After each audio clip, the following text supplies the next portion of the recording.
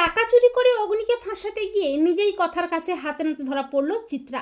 হ্যাঁ বন্ধুরা, আমরা এমনটাই দেখতে পাবো কথা ধারাবাহিকের আগামী পর্বগুলোতে। চিত্রা চক্রান্ত করে প্রান্তিকে জেল থেকে ছাড়িয়ে আনে। অপরদিকে গুহবাড়ির সবাই মিলে কর্তা দাদু ও কর্তা দিদার বিবাহবার্ষিকীর আয়োজন করে। সবাই আনন্দে উল্লাসে মেতে ওঠে। তবে কথার মনটা অস্থির হয়ে ওঠে। কথা বলে আবার কোনো নতুন বিপদ আসবে না তো। এরপর কথার নেমন্ত্রণে গোড়ালের লোকজনেরা আসে, নাচে গানে আনন্দে মেতে ওঠে।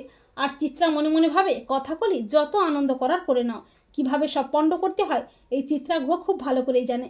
এরপর অগ্নি কাউকে যেন ফোনে বলছে যে 50,000 টাকা তুলে এনে বাড়িতে রেখেছি, লোন শোধ করবো বলে।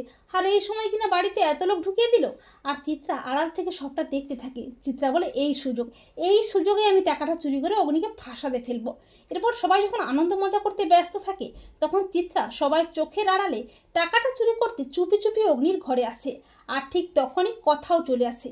কথা বলে মেজমা এই ঘরে কি করছে, এই বলে কথা আড়াল থেকে দাঁড়িয়ে সবটা দেখতে থাকে। এরপর চিত্রা যখনই টাকাটা বের করতে যাবে, ঠিক তখনই কথা চিত্রাকে হাতে নাতে ধরে। কথাকে দেখে ভয় পেয়ে যায় চিত্রা।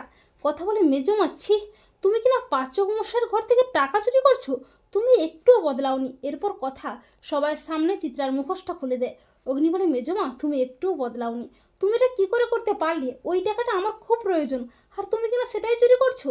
চিত্রা মিথ্যে নাটক করতেই থাকে। তখন অগ্নি বলে, মেজমা তুমি আর কত নাটক করবে, তুমি ধরা পড়ে গেছো।